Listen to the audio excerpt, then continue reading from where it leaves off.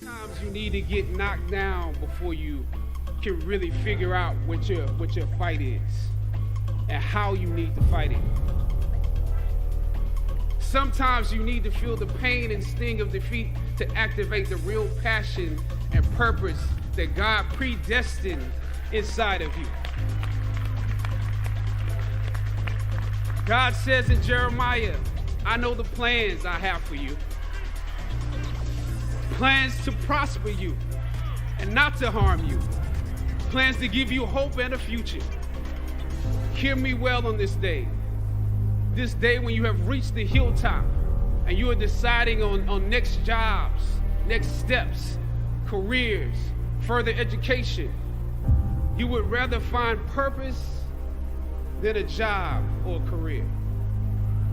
Purpose crosses disciplines. Purpose is an essential element of you. It is the reason you are on the planet at this particular time in history. Your very existence is wrapped up in the things you are here to fulfill. Whatever you choose for a career path, remember the struggles along the way are only meant to shape you for your purpose. When God has something for you, it doesn't matter who stands against it. If it's meant for you,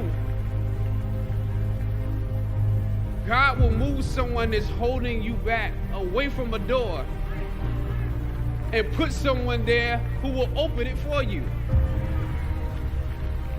I don't know what your future is, but if you're willing to take the harder way, the more complicated one, the one with more failures at first than successes, the one that has ultimately proven to have more meaning, more victory, more glory, then you will not regret it.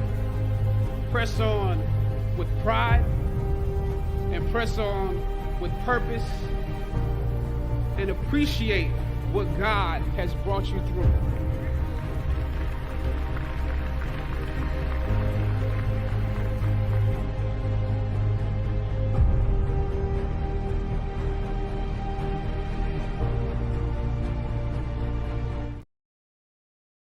I came home from the road. This is not long ago. I've been gone for, if you can picture, I was gone for weeks and weeks. And when I came back, nobody was home. Now, one person in my family thought that maybe I'd like to see them when I got back. Like, they knew when I was coming back, but they just weren't home. And that was a wake-up call. You know, like when my kids were little, and the tour bus would pull up to the house, these motherfuckers would spill out. Dad is home, hooray! And they'd hug me and kiss me, and then as the years went on, they'd get less interested. Hey everybody, look, it's Mr. Promises back from the road.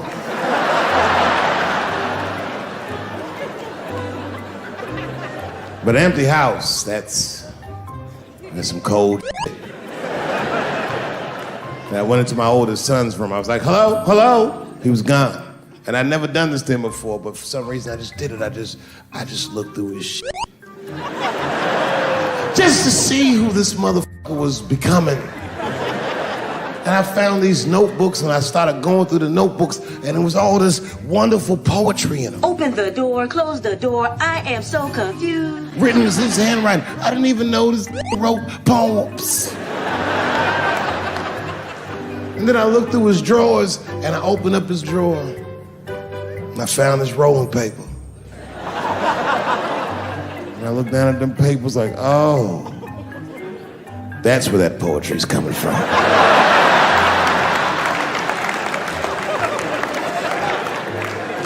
And that shit broke my heart. I mean, I smoked weed, but I mourned my son's innocence. And I cried a little bit. And I took his papers upstairs to my room. Rolled some weed that I'd hid from the family. And I got really high. And then I got paranoid. So I put his papers back how I found them. So he wouldn't know what I was up to. Won't even know that happened until he sees the special. Yeah, I found your papers.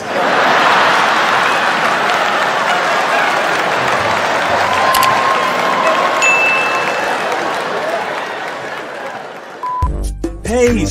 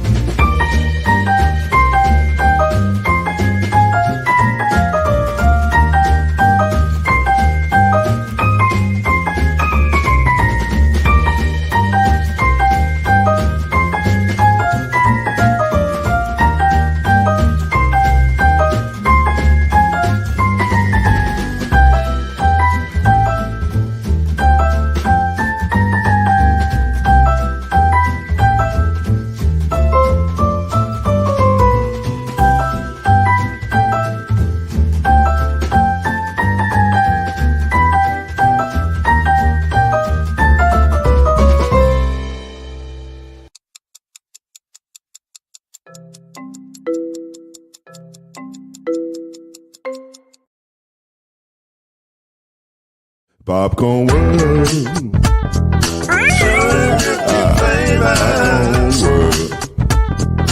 Popcorn world. Yeah.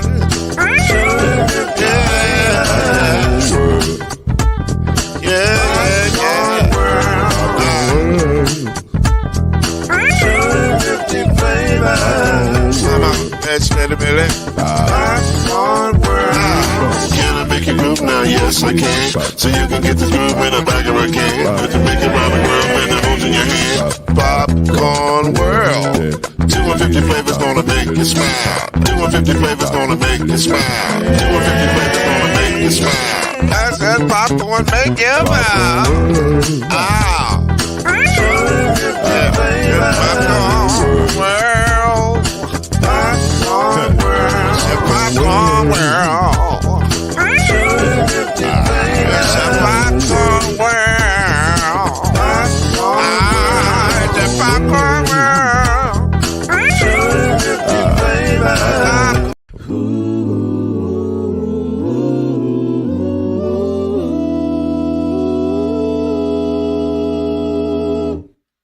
2, 3, 4. I was born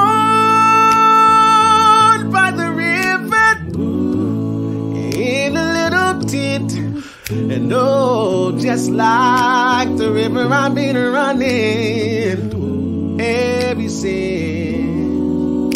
It's been a long time coming, but I know a change gonna come. Oh, yes it will. It's been too hard to live it, but I'm afraid to die. 'Cause who knows what's up there beyond the sky. It's been a long time coming. I know, but I know a change gonna come. Oh, yes it will.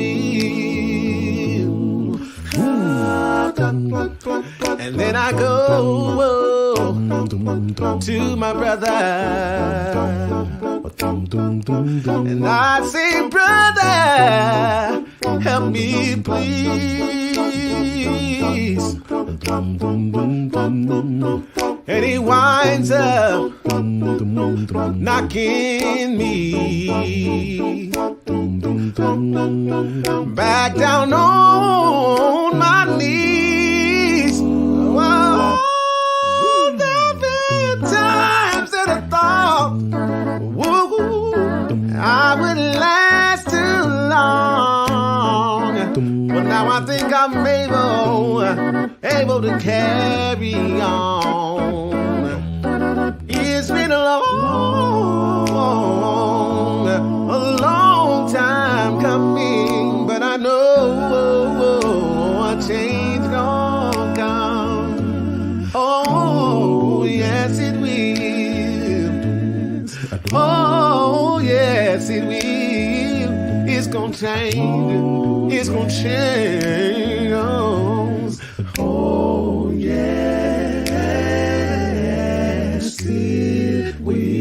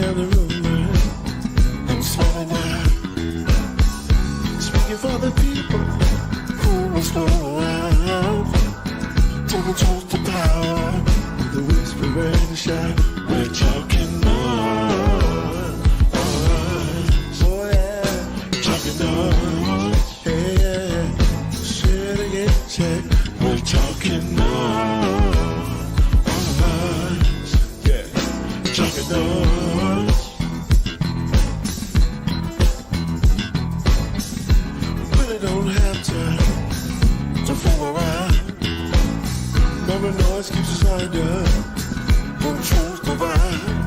The sign that you is a sign of success. We're talking noise.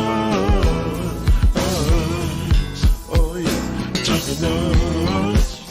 Yeah, picking up all the sound. We're talking noise.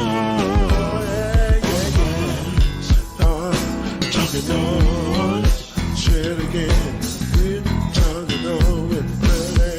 Welcome to Talkin NOIZ, the daily podcast that brings you up to speed and keeps you informed about real issues affecting real people.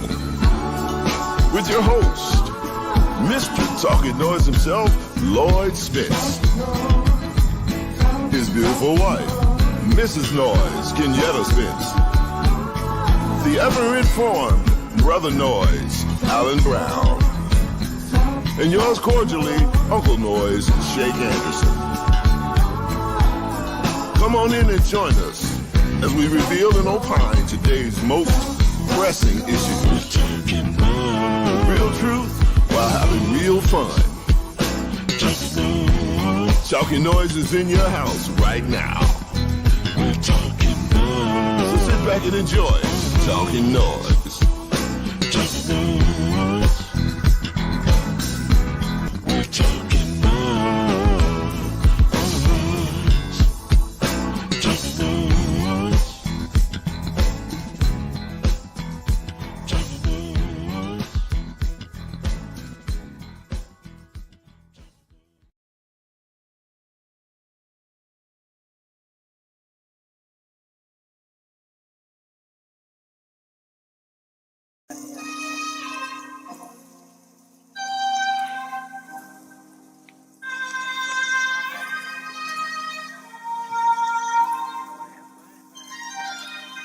Community stand up.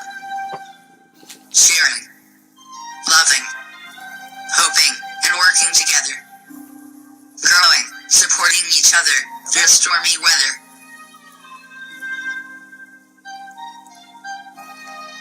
Making leaps and bounds through advocacy.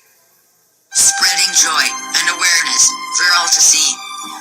There's no community without you and me. We stand on the shoulders of giants. We build each other up. We expand our networking and resources. We never give up. We stand for what is right. We never go down without a fight. The African proverb says, it takes a village to raise a child. I say, it takes a village to become a community.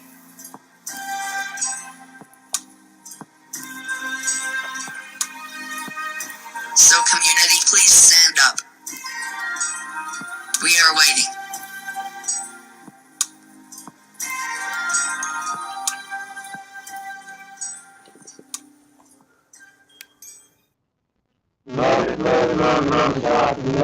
Uh-oh. Can't hear you at all. You can't hear me at all? It sounds pretty bad. Oh, wow. Okay. Well, good people. Good people, yo. That's how bad it sounds. Welcome to Talkin NOIZ. We got a lot to discuss tonight. There's been a lot going on in the media this week, the past couple of weeks, and we want to hear from you guys to tell us your thoughts and discuss the topics at hand. Why are you being so formal? Because that's how I'm not you. I'm just saying this is family. It's a family meeting. That sound better? Yes. Okay. Family, it's good to see y'all tonight. I don't know why Mama Noise treating y'all like we just met y'all. It could be a little louder, I'm just saying. It could, well, I ain't worried about that. Here's what I'm trying to do tonight. I'm trying to get y'all to see some things. I started the show off with a lot of positivity because we got a lot of things that we got to talk about tonight. and some of this is going to get wildly uncomfortable for some of you. But here's what I would like for you all to do. And here's what I would like for everybody in the room to do. Let's just hear each other. I ain't saying you got to agree, but you do have to hear it. You have to just take your time and hear and let's just talk. Because that's how you get to the healing part. All right. Mama Noise, I got the chat. Stop worrying about the chat. I got it. I got you because I want them to hear us tonight. And we're gonna get to everything. Catherine, it's good to see you as well. All the noisemakers, is good to see y'all. From Twitter on to Facebook, on to YouTube. We appreciate everybody being here tonight. And those who are on the rewatch gang, you know who you are. Appreciate y'all as well. So that we have a good show. So that I know we're gonna have a good show. Let me start out like I always do. Mama Noise, how are you doing tonight? I'm well. There you go. Now I know it's gonna be a good show. As long as Mama Noise is well, we are good. All right. So we should have a good time tonight. Good conversation. I definitely got to get. I feel like we should get white organs. We need some of that down home gospel anointment to lead us into the throne room. Because if we don't have that tonight, things might not go as well as we want them to. You know what I'm saying? So let me get white organists into the building. White organists, give us something to go with, brother. Appreciate it.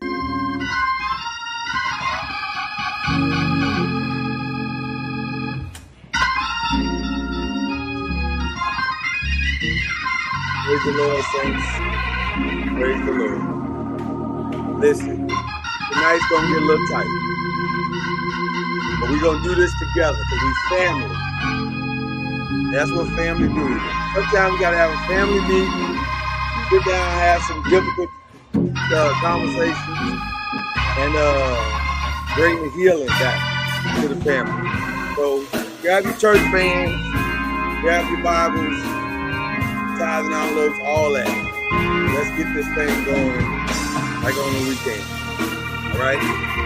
All right. Here we go. See, if you sense my tone, Mama Noise, my tone is very serious tonight. Because, thank you, White Organ. Appreciate you, brother. My tone is very serious tonight because the things that the stuff that we got to talk about is very serious. Mm-hmm. And obviously, we were going to talk about this Saturday night, but we had some conflicts come up and some people couldn't make it or whatever. And so we wanted to save this till Tuesday night. But we're going to get into some stuff, man. And obviously the first thing that we have to talk about is the Diddy situation. Well, you know what's peculiar? Okay, what's peculiar, Mama Noise? If you had talked about it Saturday, you would not have been able to include the apology that was on Sunday. I agree. So I appreciate you saying that, Mama Noise. You are correct. So let's get into catch everybody up. If you've been living under a rock and you don't know what's been going on, let me catch you up to what's going on. Earlier this year, Diddy, P. Diddy, Sean Combs, was really brought up on some allegations by his former girlfriend, Cassie. And those allegations were very, very strong. Sex trafficking, physical stuff that, he beat on her. Just a lot of different stuff that was thrown, allegations that were thrown his way. And it was pretty strong. Shortly after that, the FBI, first thing that happened is he paid her $30 million to shut the hell up. And so she stopped talking about it publicly. Then Shortly after that, the FBI raided his home and said I think his Miami home, and they said, "Hey, we got some stuff we need to come pick up at your crib, dog." And they did, and they raided his home. And we to this day we don't really know what was taken, but I'm sure all of the information and all of the things that were snatched out of the house are being reviewed by the FBI as we speak. So that all went down. And then it went radio silent. It's been radio silent for a while until last week when a video suddenly was released by, I believe it was CNN first. And we're not going to show the video. If you ain't seen it, that's on you. Go see it for yourself. But a video was shown and began to circulate on the internet. And the video was of a Cassie going to an elevator, trying to look like she was leaving her room and going somewhere. We don't know where she was going. And then suddenly we see Diddy coming out in a towel, walking down the hallway with a very feverish pace. And as soon as he gets to Cassie, he snatches her by the back of her hair and tosses her to the ground. Then after he hits the ground, her stuff goes flying in the air that she was holding in her hand. He kicks her. Well, he starts to pick the stuff up first, then he kicks her. Then he picks up some more stuff. Then he grabs her and shakes her. Kicks her again, then grabs her and shakes her, and then picks her up. I don't know if he picked her up, but he like grabbed the back of her head or neck or whatever it was, and drug her down the hall. And then you see him throwing her like a little even more. It is a very violent video. It is a very triggering video, and it revealed quite a lot about the man and the character of Sean Diddy Combs. Shortly after that, Saturday night Mama Noise, or was it Sunday? Sunday. It was Sunday. It was a Sunday morning confession. He got on his own Instagram account and said, "I'm a monster. I was in a bad, dark place, but I've been to rehab. I've been working on myself, and I've asked God for forgiveness. But I'm not asking y'all for forgiveness, but I did ask God for forgiveness." And so that's where we are today. The world is outraged. Cameron don't want to talk about it, especially on CNN. Don't bring him on there to talk about that shit. That is not what he came on there to do. If you saw the Cameron video this morning, you know what I'm talking about. But I don't even know, really, honestly. There's so many layers to this that I'm not even sure where to even begin at, except maybe we'll start with the initial reactions. We got Mama Noise here. The great Al B is in the building. We got a lot to discuss. So I'm going to start, ladies first. Mama Noise, what were your initial thoughts when you saw the video and the apology? I couldn't bear the apology. You couldn't bear the apology? No. Interesting. Tell me why. The same face that was on the video of the man who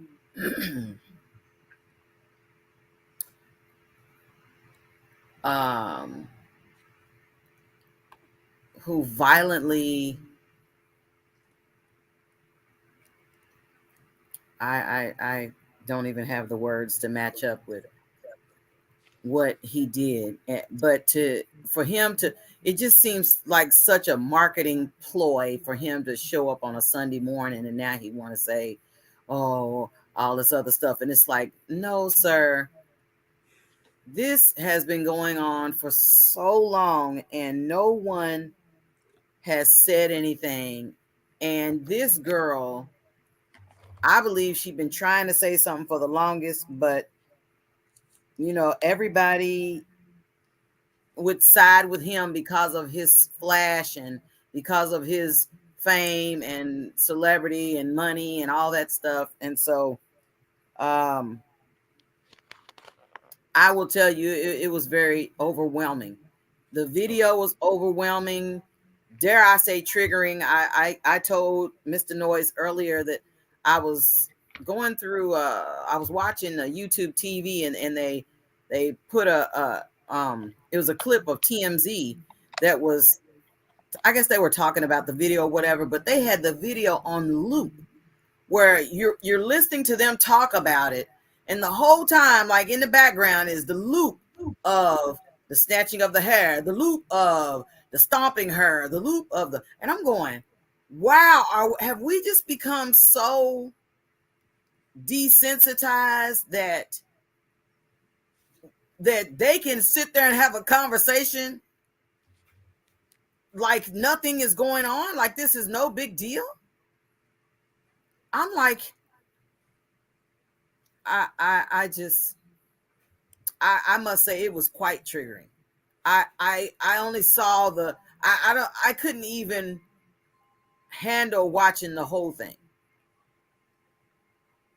Okay. So it was overwhelming. Wow. Al B, the great Al B in the building. Your thoughts? What's up? First of all, what's up, fam? I will say that I was not able to watch more than about 10 seconds of that apology. Don't know if it was from a sincere place. Don't really care if it was from a sincere place. Where was that apology when he was adamantly denying her allegations back in 16 when this occurred? No, it was last year. No, I thought it was a while ago. 2016 is when the event happened. Is when he did what he did. Right. Yeah. Yeah, and if I believe, she took out a sworn affidavit at that time. Oh, did she? Wow. Well, I don't blame her. So. I don't blame her. And the affidavit almost matches the events of the video, verbatim, step by step, verbatim. Wow. So where was your apology then? Because you and your spin staff vehemently denied that it happened. I believe the case was settled. Even then? Yes. Or just recently? Yeah, I believe they gave her a settlement. Yeah, they've given her $30 million. Yeah. So as if $30 million erases that moment. Right. So I couldn't stomach much of it. As a fan, I would say I'm disgusted. As a man, I guess I would say I'm appalled. As a father of a female, a young lady, I'm angry. He himself is the father of several young ladies. So it's horrible. Yeah. Horrible. Yeah. I know Cuz is in the building. He's probably trying to make sure he gets prettied up, and so I'm gonna give him a moment to do so. There he is. Trying to get prettier, but there ain't no hope. There ain't no hope. Ain't no hope. Okay. Fair enough. Cuz I yield the floor to you, sir. Your thoughts on the video, your thoughts on the apology.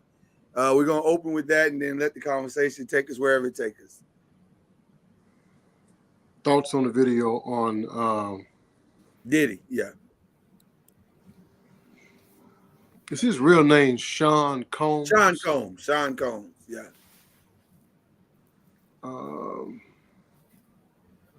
That video was interesting. Looks like he was really going through something on that video. Looked like he'd been through. He said he was in a dark place. That's what he said. Looks like he'd been through something on that video. I'm used to seeing him all made up and looking like a dapper Don. He looked like he'd been through something on that video. Allegedly, I don't know if y'all saw this, but there were rumors that she was robbing him, and that's why he did it. She was taking him for some money and some jewelry. There ain't no reason for any man to whoop a woman's ass like that. There's no reason for it. So I don't accept the apology at all. It's not necessary for me to accept it or not, but I don't accept it. There is no excuse for a man to put his feet on a woman, let alone his hands on a woman. There is no excuse. I don't care what place you are, how dark that place is. You cannot stomp a woman. Yeah. No. And the way he stomped that woman, he's done that before. Oh yeah. That he never put his hand up to his mouth, he didn't look shocked that he did it himself. He Right. didn't he wasn't taken back himself and say, oh fuck it, I'm gonna do it again. He wasn't shocked. He was in his rightful place. That's where he's been before. And because of that, I don't. I mean, I know what the Bible says. It says forgive, but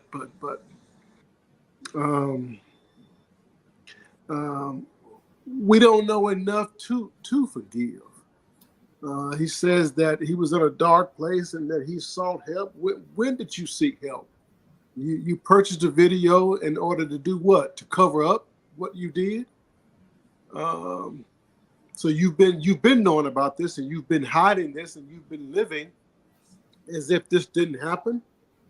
So how long have you been seeking this help, and how long have you been trying to reconcile with what you did? How many shelters and how many women have you tried to help that have gone through similar situations? What have you done to try to overcome? Right. And if you can't show that, then your words fall on deaf ear. You're full of shit. Right. Yeah. And I don't know that woman's husband. I think he's supposed to be a pretty boy, but I don't know how a man could watch that video and you stomping my. She wasn't my woman back then, but I just don't know how you could sleep in the bed with that woman at night knowing a man stumped her ass like that. I just don't know, brother. You could rest easy. We're gonna get to all that too. This is just the opening statements, but I don't know. I got some thoughts on that as well. But let me just jump in real quick, and then we can get expand it back out. Buckle up, because here's where it gets a little tight. Shout out to the great Ryan Clark, who I am in lockstep with my statement. Here, now, and forever, in my humble opinion, Sean Combs, also known to the world as Puff Daddy, also known to the world as Diddy, is a bitch ass nigga. And y'all know I ain't real prime on that word, because I never thought that word was appropriate until I saw that video. And I said, oh, that's what people mean when they say, oh, he's a little bitch. That's what he is. That's what that move was. That's what that action was. That's who he is from now until the end of time. You can apologize to a million ladies a million times. You can take out a billboard on Times Square and put Cassie, I'm sorry, on that billboard. And to me, just to me, maybe not to the rest of the world, but to me, Mr. Noise, you're a bitch ass nigga. There is nothing. Bro, Al, have you ever been to a fight? Have you ever been in a fight? I've also been in a fight. Mama knows you've been in a fight before. Mm-hmm. Okay, because you've been in a fight, I'm assuming because you've been in a fight as well. I ain't never, in any fight that I've ever been, put my feet on somebody.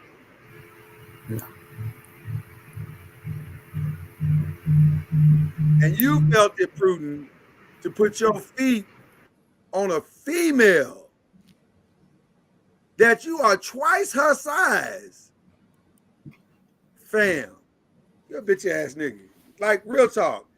And I'm gonna say, and then, now let's get into some of the other meat of this thing. Some of your boys, some of the rappers, people that have been around, because see, you can't beat a woman like that in the shadows. Not as long as that beating. Because see, I agree with you, because that ain't the first time you hit that woman. That ain't the first time you hit her. That's the first time it was recorded in a hotel hallway. That might be the first time it was recorded in a hotel hallway. But that ain't the first time you hit her. The ease by which you comfortably hit her, the ease by which you kicked her, the ease by which you threw her to the ground. Nah, fam. You bitch ass nigga. Real talk. That's real talk. And I'm gonna be honest with you, cuz I'm gonna be real candid with everybody on the screen. What you said about that husband, I ain't talking about that man because I don't know that man at all. But if my woman had come to me and said that this man hit me like this, and then I go see a video like that, I got to see that dude. I got to see him. Whenever I see him, it don't even matter where we are. The Grammys, the Oscars, the Met Gala, on an island in Jamaica. I don't care where I see this dude. Right in that moment. I don't know how you don't do that. I know you got to move on with your life. You got the pretty woman, and y'all living a life, a success. You got 2 kids. You don't want to ruin your life with the foolishness that would transpire. But I don't know how you let that thing go with the stumping that you see. You know, that Negro deserve a stomping, y'all. I just don't know how you don't get that stomping back. I just don't know how you don't get it back, man. I just feel like the retribution is Old Testament and not New Testament. Like, I understand forgiveness. I do understand forgiveness. I live by forgiveness. But this feels more like eye for an eye than forgiveness. After I whoop his ass, then we can often forgive him. Because he's going to have a reason to forgive me. But, man, let me tell you something. But let me say this. There's a couple of things we got to address in this conversation. And one of them is everybody's anger toward the people who waited and they said had to see the video first in order to believe Cassie. So Mr. Noiz is about to be even more candid tonight. And I'm gonna share this little story with you guys, because it's necessary to accentuate my point. I'll be brief. When I was 18 years old, I was a camp counselor. Me and a few other of my friends, we were camp counselors at risk camp, or camp for at-risk youth. Let me say it that way. And we were 18. The kids were like 9, 10, 11, 5th grade, 4th and 5th grade, basically. And they were in danger of being, going on the wrong track. Their grades were real bad. So this was the district's version of a summer camp.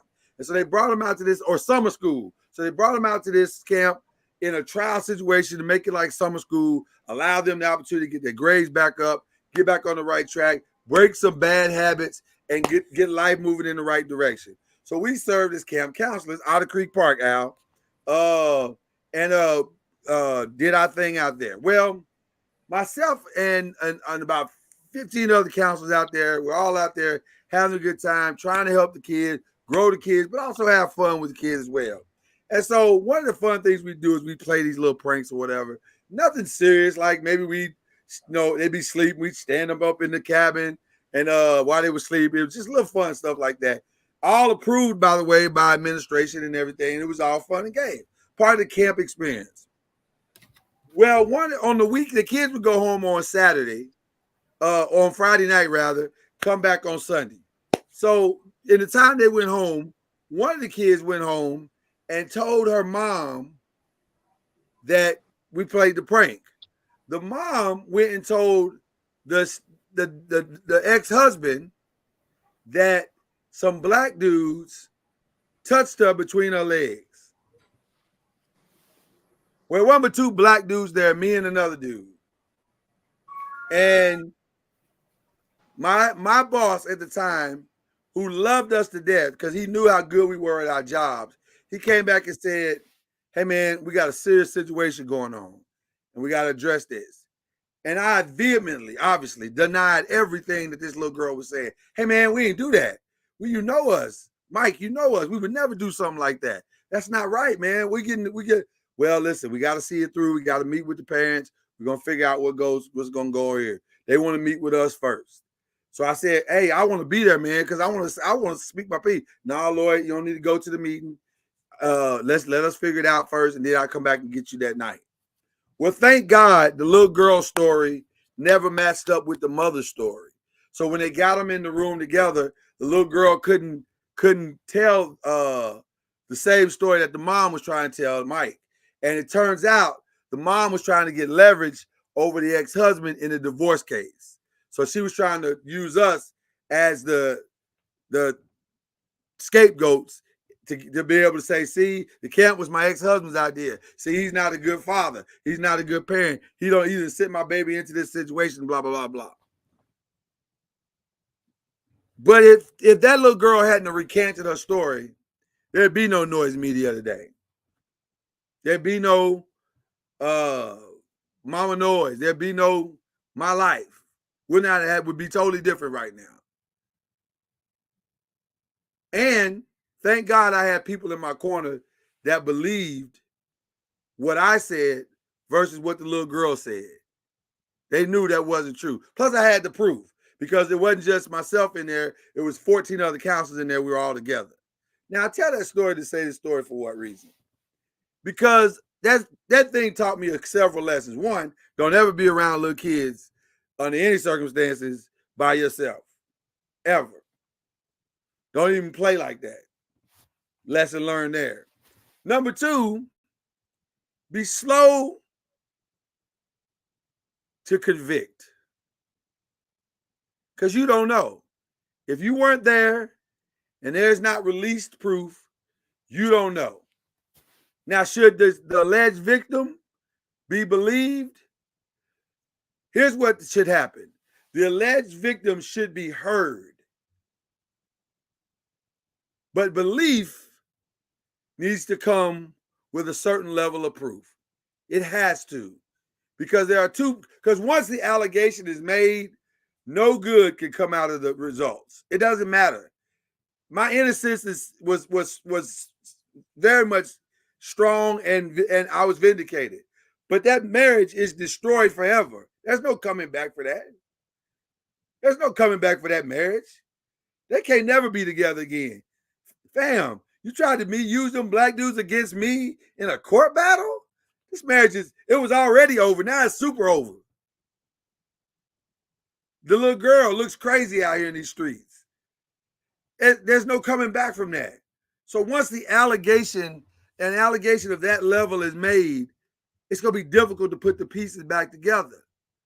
So rather than lean to what the victim is saying, or even lean and say, no, there's no way that dude did that. There's no way he did that. Just wait. And there's nothing wrong with people saying, I want to hear more. I want to hear more. Cassie, I heard what you said, and I heard your account of the situation. And if that is what happened, I'm truly sorry for your situation. But I still would like to hear more. There's nothing wrong with that. So for all the people that have a problem with those of us who are like me, who say, I just want to hear a little more. It's not that I'm taking Diddy's side. I just want to hear more. Now that the facts have come out, okay, now I'm going to ride hard for Cassie over that bitch ass nigga. I thought that needed to be said. Because a lot of times we say, oh, they don't want to ride for the black woman. They don't ride for the black woman. And some of us, it had nothing to do with it. It's just we wanted to hear more. Especially if you've been through something like this, where you don't know, where you've been the victim. Man, I understand what it's like to sit in the hot seat, especially when you didn't do nothing to get there. Okay, I'm done with that part. But your thoughts, Mama Noise, Al, because I agree with just about everything you said. We should always pause before judgment. I think, even our judicial system says that you are innocent until proven guilty, but oftentimes most folks are found guilty when accusations are initially made, and that's unfortunate. Small to even mid number of cases proved to be false, but nevertheless, in this instance, he turned out to prove everything she said to be accurate. So, what other skeletons are there? What size is the graveyard that he dwells in? Because this obviously is not an anomaly. This isn't a one-time event, and I dare to say this is not a one-time or a one-person event. They were together for 10, 11 years. Yeah, it was something like that. Yeah. So how much had she endured over the course of those 10 years? That's right. Mama Noise?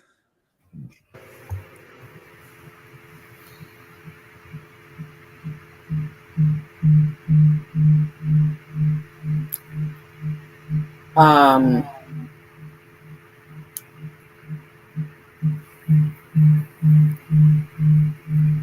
sorry, I'm giving feedback or something.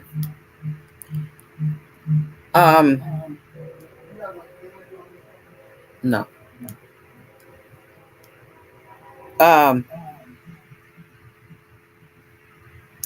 I struggle because when she came out with this, everybody was like, gold digger. She trying to trap him. She trying to get paid. Everybody says that. And it's so flippantly thrown around. And then when people really do encounter situations, instead of just saying, I'm going to go and I'm going to turn this person in, I imagine their minds are like, nobody will believe me unless I have evidence, unless I have tangible evidence. Will anybody believe me? And her saying, this is what this man did, and people saying, all I see is bad boy. All I see is billionaire. All I see is, Sean Combs. All I see is all you see is that. You don't see that these people like him are in position to do things to people, and people ain't gonna say nothing. It's sort of like, I don't know which one of you said that. I know there is a boatload of people around him that saw all of this. That was like, I ain't not gonna be me that's gonna say nothing. Matter of fact, I saw a clip. I think it was some guy or whatever from Bad Boy that was like, when I signed my contract, I signed the NDA. Well, so now everybody's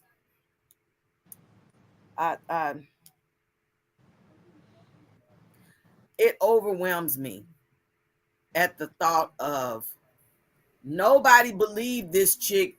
Now they see the video. Now folks is like, it's like that? I had no idea. Not Bad Boy. Not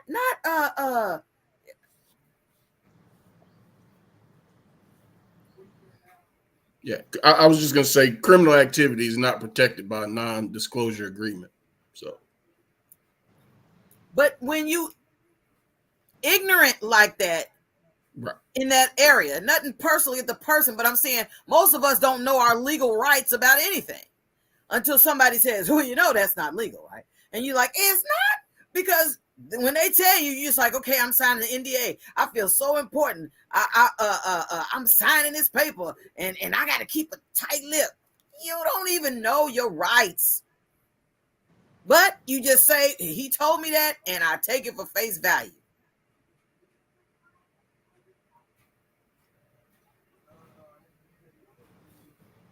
You're muted. Andy Bruce says, unfortunately, many women have falsely accused men in the spotlight of things, and this makes this whole situation ugly.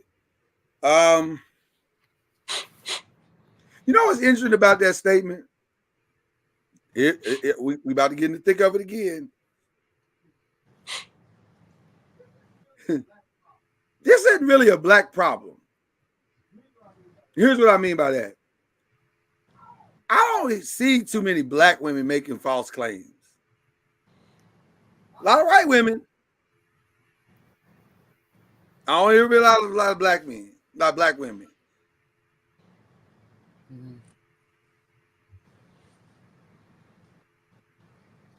I'm just saying, I know some people are gonna be like, "Oh my God, I can't believe he said that," but I mean, go back and look. The receipts are out there.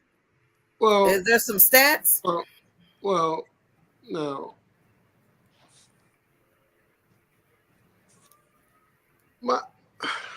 I'm like Mama Noiz. I'm struggling because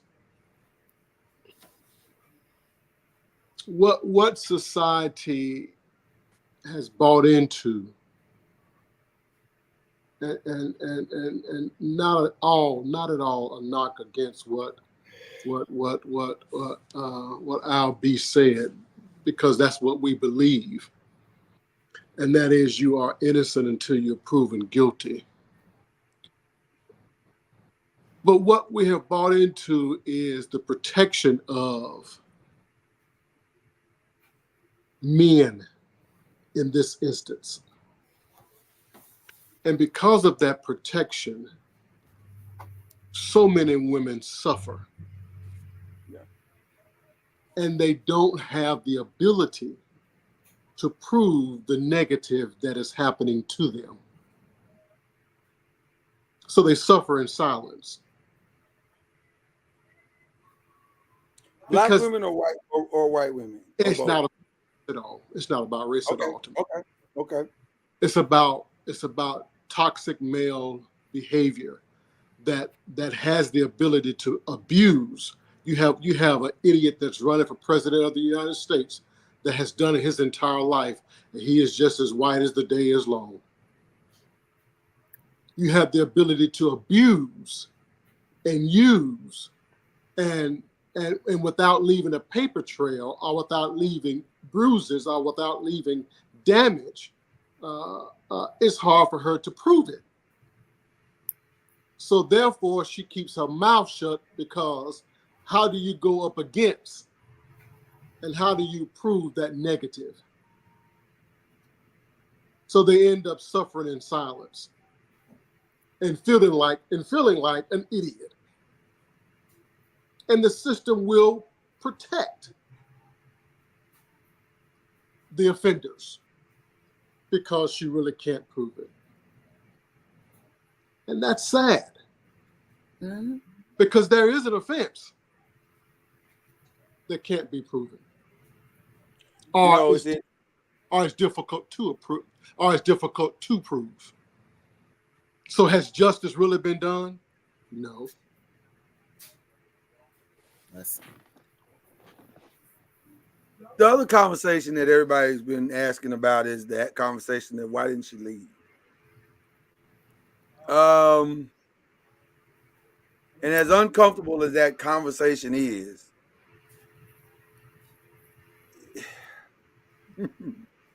it is worth a conversation. Well, Mr. Noiz is telling all his business. He's acting like Cuz Noiz tonight. Full disclosure. Just get butt ass naked. I'm just getting butt ass naked tonight, I guess, is what we do.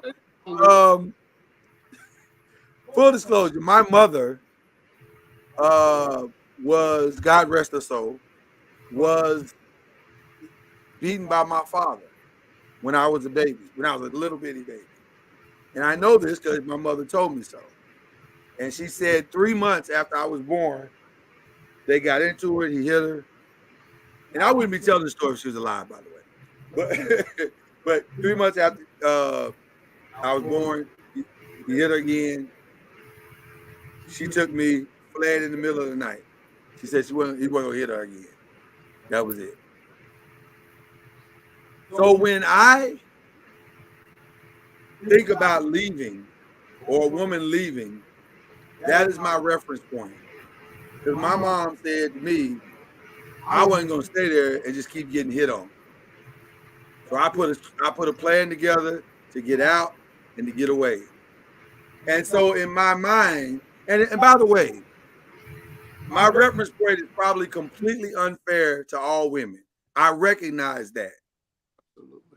I recognize that going in. But that is my reference point. That is the experience of my life. So when I think about why didn't she leave, that's the first person that comes to my mind when I make the statement. So again, we as a society have to be patient with one another and not be so quick to, y'all need to leave that girl alone and she couldn't have left. You know what? I don't know her circumstances.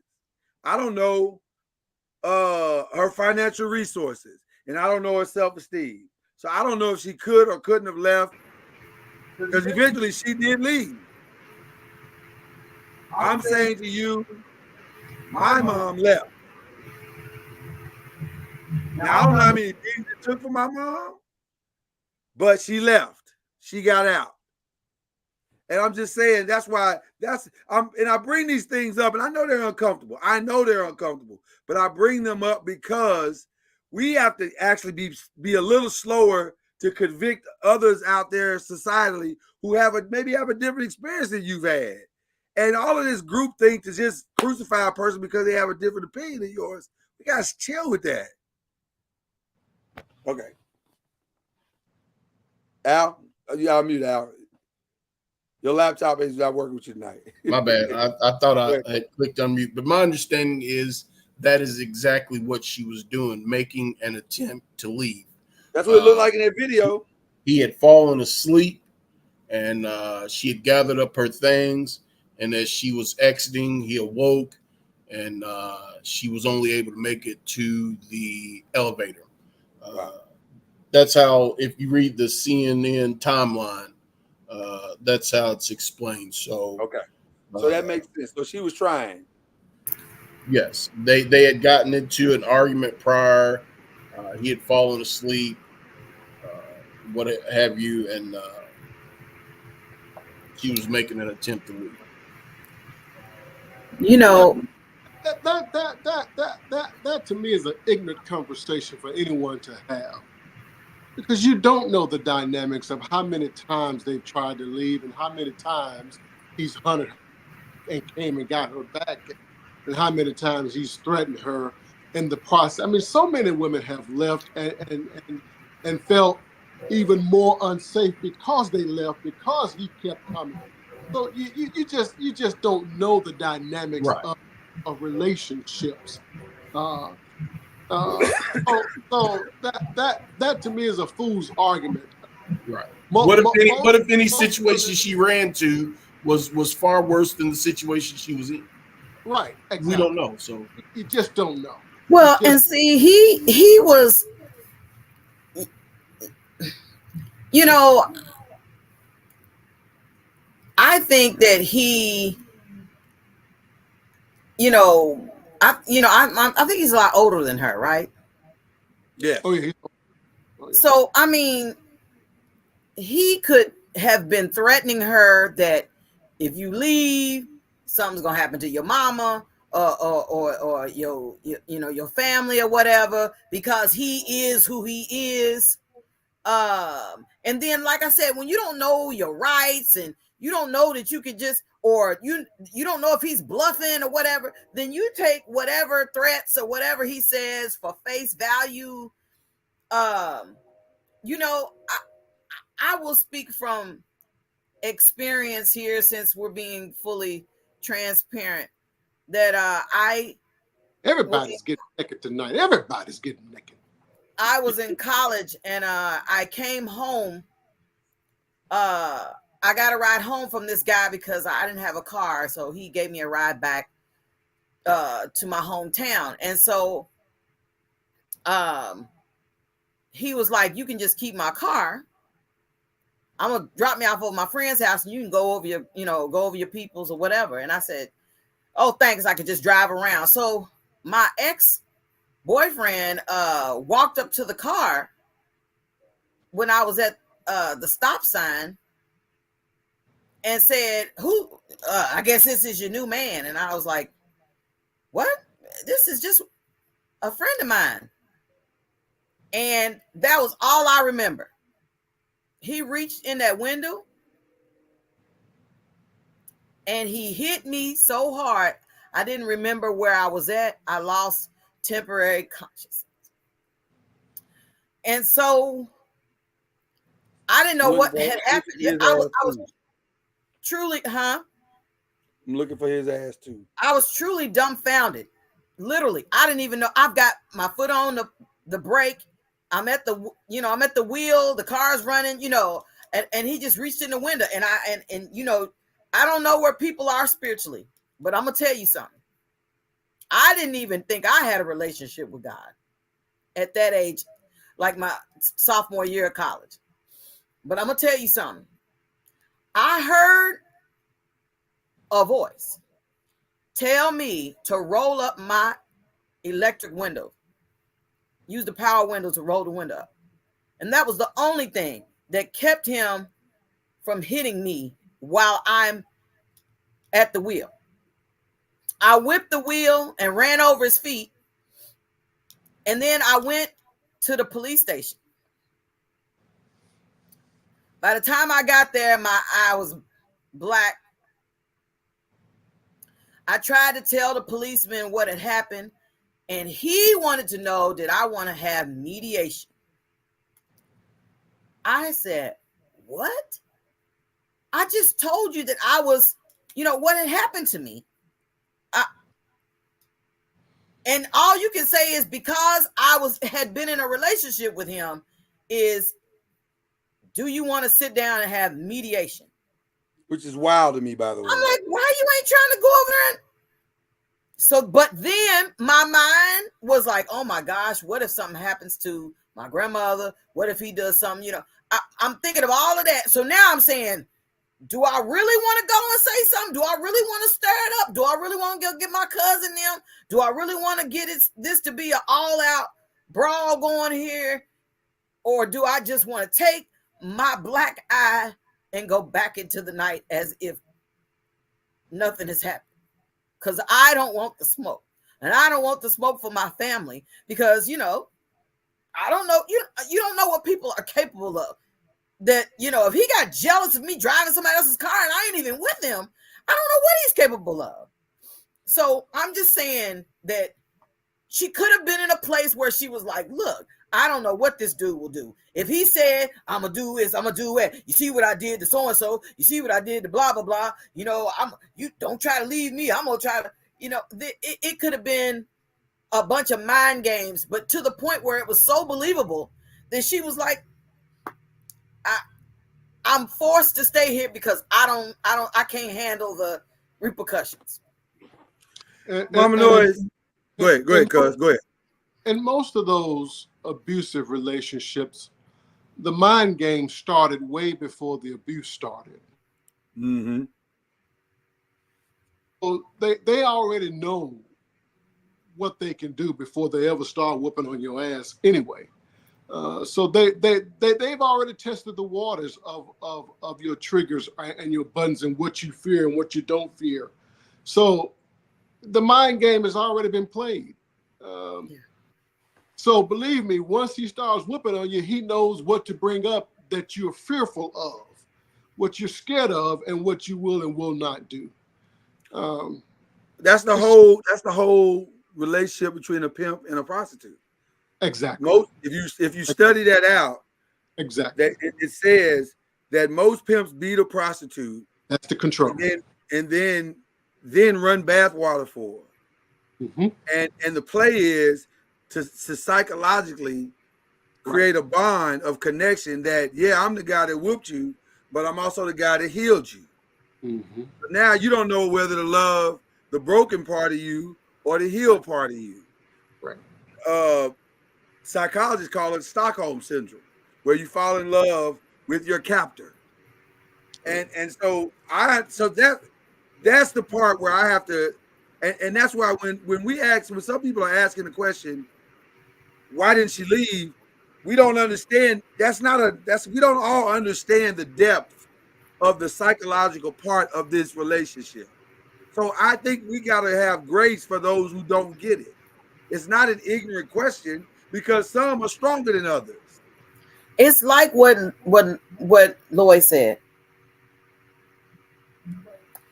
As a woman, the first thing a man can say to us is nobody will believe us.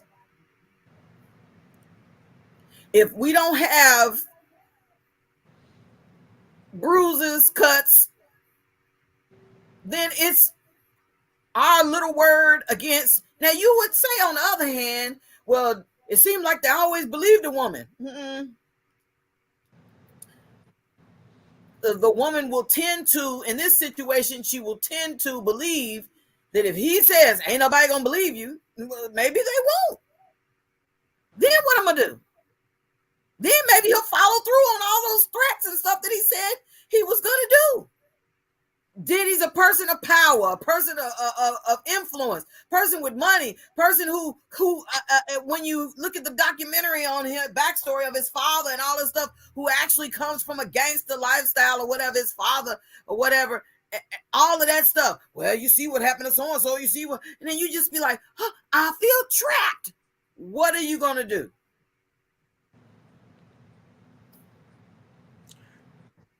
With that being also said, Mama Noise, I hope Cassie at some point in her life, maybe not now, maybe she's not at that place yet because it's all too fresh. But I hope at some point in her life, as Cuz would say, she gets to a place where she can also be butt ass naked with people. Because women need to know how to get out. And somehow she got out.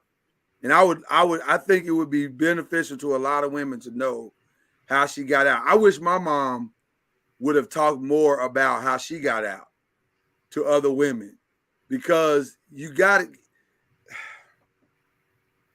listen.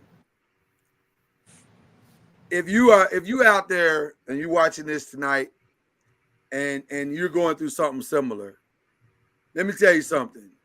We want to hear you. Now we want to help you. And we understand that your journey might be hard. But that don't mean you're out here by yourself. You can try to get out if you can. You know what I mean? You got to try. And tell a coworker, try to tell a family member, tell a coworker, tell somebody that can help you. Now I'm wondering if, I'm hoping the people I just mentioned, church members, something like that, tell somebody, and I'm hoping that somebody will reciprocate the healing and the help that you need. But you got to try to get out. You got to try, because you don't deserve that. You don't deserve that at all. So yeah. What do you think happens next, fellas and lady? What do you guys think happens next in this situation?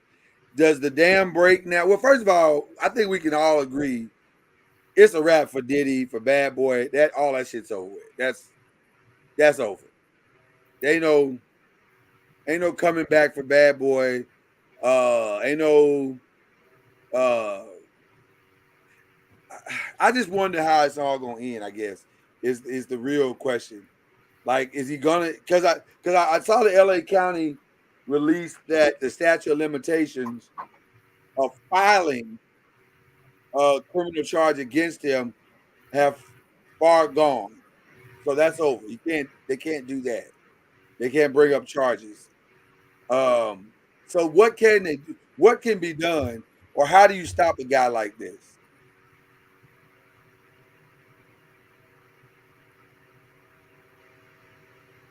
Mr. Noise, if you can't charge him, it's not over.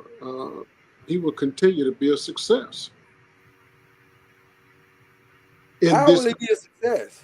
In this culture. You think the culture will forgive him? Come on, man. Come on, man. You saw the list of the ones that said that they gave his support. They support him. I didn't see the list. I didn't see the list, Mama Noise. Our society doesn't give a damn if you are a good person or not. They only care about your talent, your popularity, your success. Mm. We run to stars all the time just because they are stars. We don't give a damn if they are good people or not.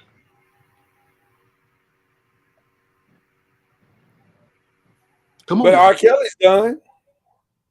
Well, he was a molester though. He was Is that legally, because he went to jail though? But see, I'm thinking legally, right? He was legally liable. Yeah, I'm thinking if Diddy has done something criminal, which the jury's still out on that. Only if then, he goes to there's jail. a possibility it could be over. Only if he goes to jail is it done. If he doesn't go to jail, he's not done. Our society will continue to reward him. Well, then how do we look at people that do? How do we look at? Because okay, let's go to the other side just for a second. Let's go to the other side just for a second. This is gonna be wildly uncomfortable, but whatever. We do that on this show. We have very nuanced and balanced conversation. Your friend is Diddy. Are you rocking with him anymore? Especially if you're a celebrity. Well, I'm absolutely not. No.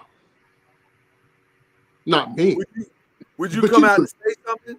But you knew the answer to that question. Would you come out and say something though? Would you speak out on your friend? Would you say? Oh, absolutely, I would. Absolutely. Okay. Al, unmute Al. I apologize if y'all can hear that alarm in the background. It's a long story. I don't feel like getting into it. Of course, because he and I are no longer friends. Even if we were friends, that certainly would end it because I place more value in my character and my dignity than I do any financial or social gain I can get from being in his inner circle or a part of his crew, his clique, so to speak. So, yes, the friendship is over. Yes, I speak out against it. So, absolutely. But let me say this: the friendship is over only if he's to listen to sound advice. I'm not willing to throw anybody away unless they're not willing to listen to solid counseling. Let's talk. Let's be real. That's number one. We got to talk. Right. Let's talk. If you're willing to listen and heed the advice that's been given, then hey, I can ride with you. But now, if you are not willing to do that, then we can't. And I'm just I don't want to say opposite, but I come from this angle. I want to see you reach out and seek help, and then you and I can talk. But until you make that initial effort, I'm through. What if he reached out to you and said, Al, man, tell me what to do. I know I'm wrong. I'm just Al. I'm just Al. You reaching out to the wrong person. I can't fix what's broken in you, bro. Because I don't understand what demons would cause you to act out like that. You need to find somebody that can help you understand those demons, and I'm not the one. But if he sincerely reached out to you to walk with him and he sincerely wanted to change, I'm going to walk your ass to somebody that can help you understand those demons. I'm not the one. Right. And you know what? It was interesting. And I don't mind facing saying, hey, I can't fix you. I can't help you. Yeah. I can direct you, like go this direction. That's all I can do. You know what? I think where I would land on it is this. First thing first, like Cuz said, we got to have a conversation. We got to have a conversation. And away from the cameras, away from everything and everybody. I'm like, fam, I just need to understand. Right. Now, based on what you tell me, because I'm gonna ask you some hard ass questions. Like, okay, if you know you did this, then why was you back in December talking about everybody scandalizing your name and all that shit? You know you got these demons in your closet. I don't understand. He gonna have to truly make me understand. Like, truly make me understand. And so then after I get on the other side, because see, one thing I'm not gonna do in this moment, I'm not gonna ruin my character for your character. So if you out here doing reckless shit, I'm not going to join you and standing beside you if I can't say unequivocally, I think the man gets it now. And I ain't talking about one conversation. I'm talking about months and months and months and months. And I probably won't stand publicly with you ever again until you get way on the other side of it. Then once I'm convinced and you've demonstrated and you've shown some recompense, then maybe we can stand in the circles together and say, okay, I believe this man is trying to train. And here's the operative word. He's trying. Because nothing, here's the thing that we got to all understand. Nothing can undo what we've seen. Nothing. There's nothing he can do to undo what we've seen. Listen, Ray Rice, from what I've heard, they say Ray Rice is a completely different man. He is out there. Matter of fact, what I've heard from various sources, they say Ray Rice is the #1 advocate for women in domestic situations now. He has done a complete 180 from the guy that punched his girlfriend in that elevator and was captured in that hotel. But here's the other side of it. Nothing can undo that he punched his girlfriend and when the world witnessed it in that elevator. So before we get to any of his good works now, the first thing we're going to see when we see Ray Rice is the dude that punched his girlfriend and knocked her out in that elevator. But here's the sad part of that, Louis. And until you just mentioned that, I forgot all about Ray Rice. Yeah. Same thing, unfortunately, is going to happen with Diddy. Yeah. But dare I say that even when I saw the I guess TMZ talking about the video, the first thing they brought up was Ray Rice. Yeah. I like you, Al. I was like, okay, I hadn't thought nothing about Ray Rice, but they like, y'all remember when Ray Rice? And it's like, man, talking about Scarlet Letter. And honestly, when a guy has truly changed, that's the unfortunate part about what happened. Because think about it, guess what, y'all? I don't know if y'all knew this or not. It's been 10 years since Ray Rice did that. It happened in 2014. It's been 10 years since that video was released. So think about this. The event with Diddy and Miss Ventura happened just 2 years on the heels of that. Oh, Ray Rice, yep. So even in all the publicity of Ray Rice, he still chose that cowardly act.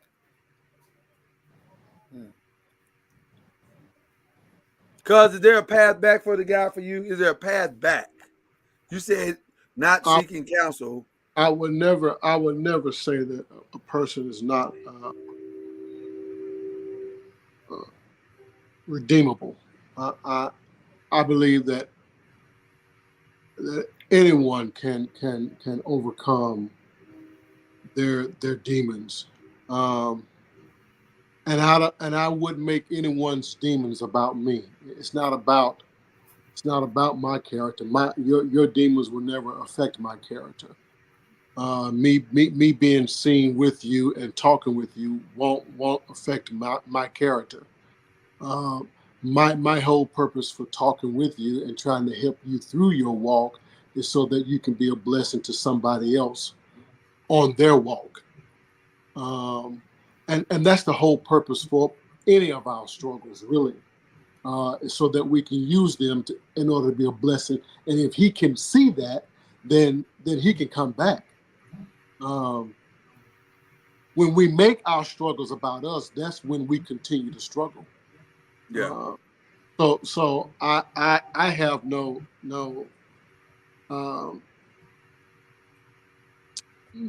I wouldn't dare say he couldn't come back. But even if he's not trying to make that kind of a change, even if he's full of shit, society's still going to reward him if he continues to put out good music and find good talent and be the star that he has been. He's still going to be rewarded. I don't know, man. Cause Come on, I feel man. like I hear what you're saying. How many people have been to prison and still came out and still reported? Did Bill Cosby continue to be successful after all of these allegations? Man, I don't know. It's well, the only reason why Bill Cosby is where he is because of his age. He's well past his prime. That's not Diddy's story. It's not Diddy's story. Bill Cosby's an old ass man. So him making a comeback is really about age. It's like Joe Biden trying to make a comeback. Too damn late. So, all right. We'll let's transition. I think we've diddied out tonight. I want to give a shout out to the great Jasmine Crockett tonight. And also a rare shout out to the internet, because these beach blonde butch built body remixes have been quite entertaining. So but for those who don't know what happened, Marjorie Green Taylor and Jasmine Crockett, Taylor Green, I always mess it up, MTG, not GT, got into an argument on the Congress room floor during a committee meeting, and Marjorie tried to say, maybe you can hear me better if you didn't have on your fake lashes. Maybe you can read better. You can read it better if you don't have on your fake lashes. To which Alexis Ocasio-Cortez, did I get that right? AOC said, "Ma'am, you are out of order." And she stood up for her homie Jasmine Crockett and said, "You are out of order, and I want those statements stricken from the record, and she needs to apologize." To which Marjorie said, "Well, I will strike it from the record, but I'm not going to apologize." Then Jasmine said, "Bet." So she said, "Mr. Chairman, point of order." Now, let's start right there. Anytime a black woman starts with point of order in a professional setting, she's coming for your ass. And so she said, point of order. So if I were to say, per se, if I was to say on this floor, look at you with your bleach blonde, butch built body, would that be a question? That wouldn't be questioning quality or questioning her quality. That would not be talking about. She said it in a very much more professional way than I'm saying it now. But she said that wouldn't be talking about the woman, right? Let me tell you something. That's one of the greatest comebacks of all time. The irony is that immediately after that, Marjorie Taylor Greene said, "I want those remarks stricken from the record." Right. Like, ma'am, that's what you want. Here 10 minutes ago when you started this nonsense. Right. But my question to you, great panel,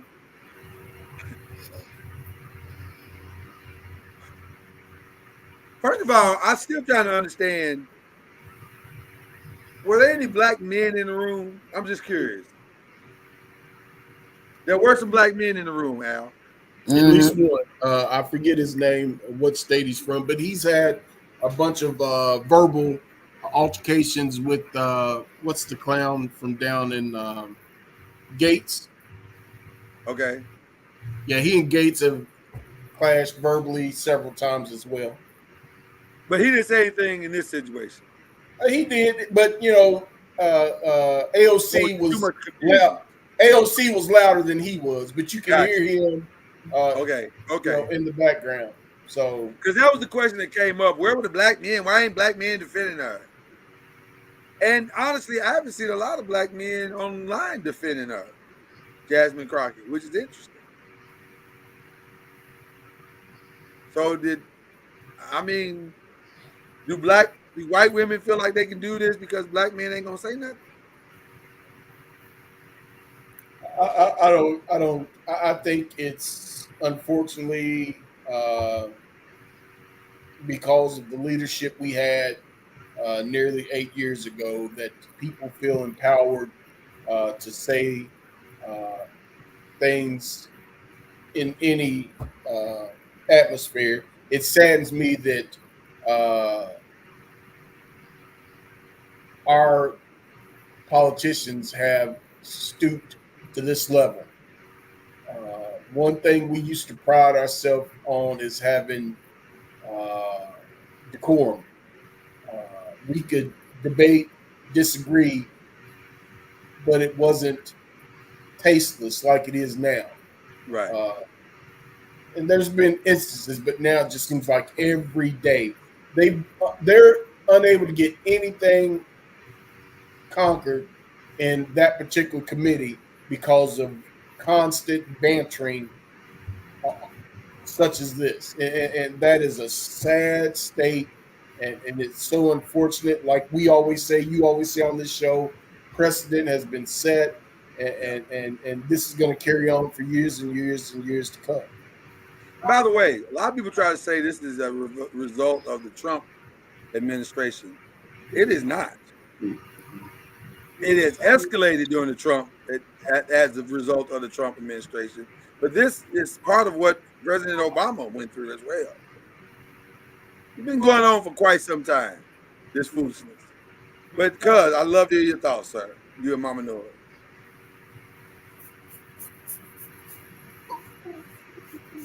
You are correct that this decline in form has been going on for some time.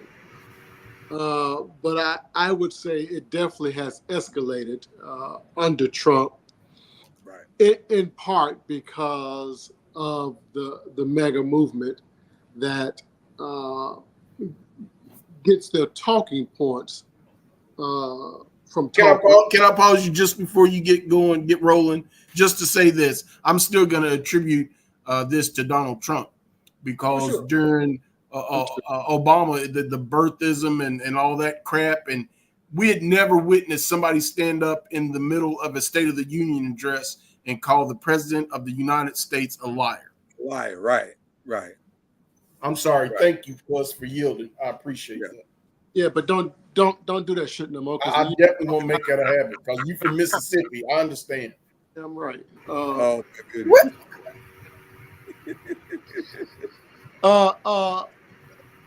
The problem is so many of them get their talking points from talk radio, and their focus is not to govern. They're not interested in compromising and working together in the House of Representatives. Compromise is a dirty word. Negotiation is a dirty word. In fact, being a moderate Republican is a dirty word. So they're not interested in governing. All they want to do is blow the whole thing up. So whatever they can say in order to throw any committee or any meeting off, that's what they're going to do. They're going to be as bombastic and childish and unprofessional as they need to be in order to blow it all up. In order to prove that it's Washington D.C. and it's not working. And you need more of us in order to make it work. Because this ugly split that you have, this basically 50-50 split that you have, will not work. And that is true. Currently, the 50-50 split will not work because of people like that. So you are correct, Albie. Donald Trump with the birtherism, the decline started there, and the Tea Party, the decline started there, and it's only gotten worse. And a large portion of it is based on racism, and that's sad. You know and the he irony of okay to be those racists. Yeah. You know the irony of this whole situation is that here are two women fighting on the floor of Congress, and Marjorie Taylor Greene, or Green Taylor, whatever she is standing up for Donald Trump, and he don't give two shits about her. I promise you, if she ever did anything to cross him, he'd throw her under the bus like he do everybody else.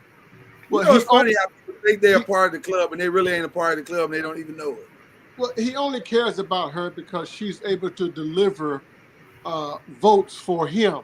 That's the only reason why. That's the only reason. Right. But he don't care nothing about her. Right. She's just another strumpet that he would treat like trash if he had the opportunity. She's another hick from the South. Yeah. And what's crazy about it is to see people who are irrelevant to him aligning themselves with him for what can be gained.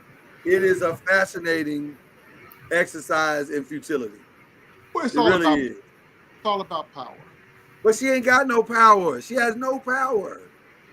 Well, she does. No, she doesn't. Well, she has power in that district. The power is negotiated in Washington, and they actually negotiated power when they convinced that foolish as Speaker of the House to allow them to be able to throw his ass out with just one representative saying that they are willing to bring his ass up for a vote to oust his ass. Yeah. So that alone has given her and any other representative power. So now he has to kiss all of their asses because any of them can oust him or bring him up for that vote in order to be ousted. So those that normally wouldn't have power now have power. Well, they got power, man. That's why she had those 2 days of meetings with him for all those hours because she got power. Well, it's not her power though. It's power, but it ain't her power. It's his power, and he's lending her. Trump is lending his power to her, because he listen. Whether we want to believe it or not, there is a possibility that he can win again. Now, I think at some point this year, moderates and liberals will once again unite and wake up and say, whoa, it's getting a little close. Let's get up there and vote and do our thing or whatever.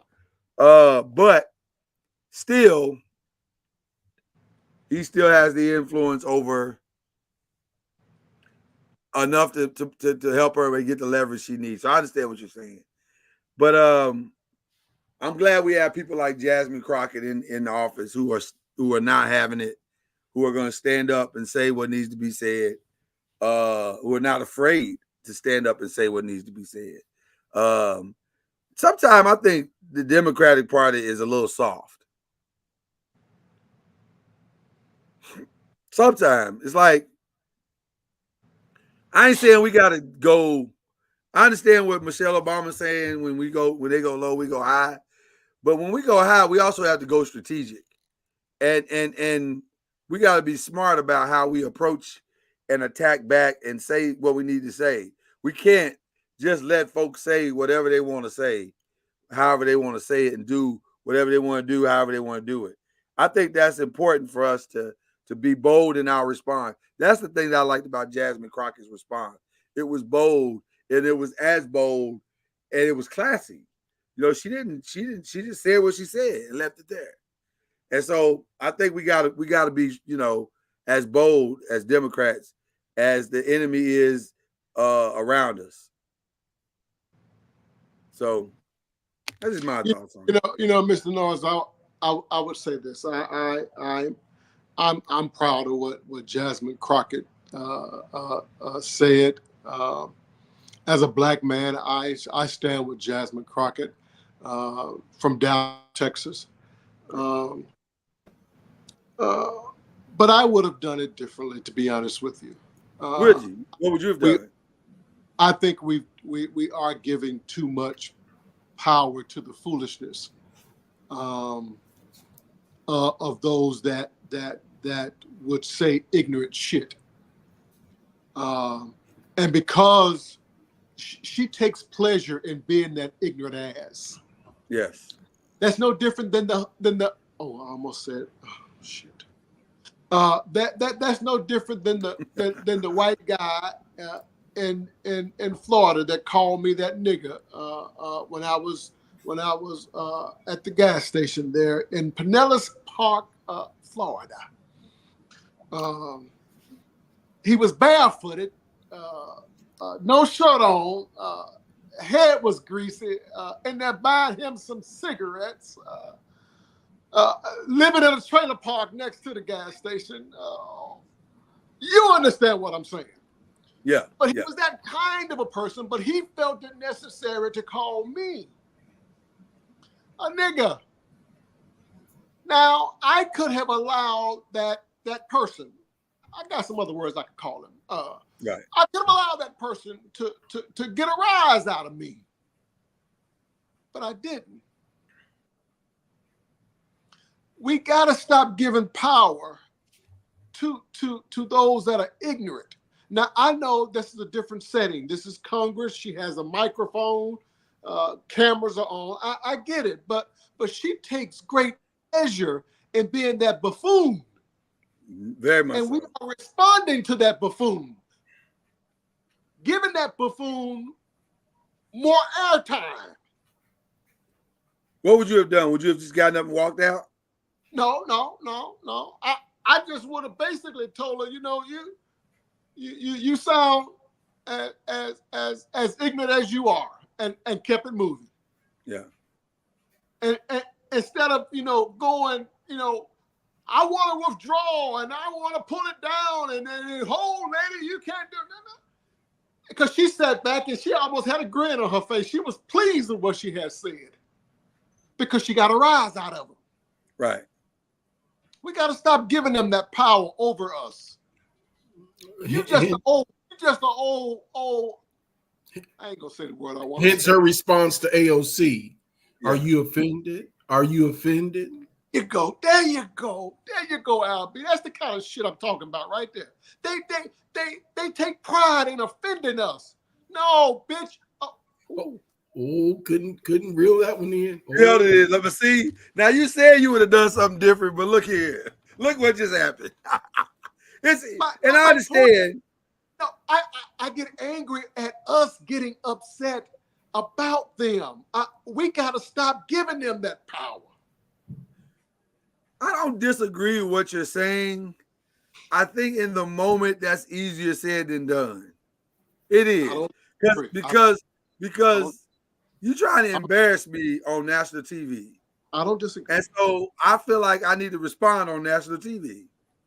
Now, what I would have liked, that's why I liked what she said, because the way she prefaced it, she said, I just want clarification. I'm not going to attack you like you attacked me, but I'm going to make an example out of you so the world can see.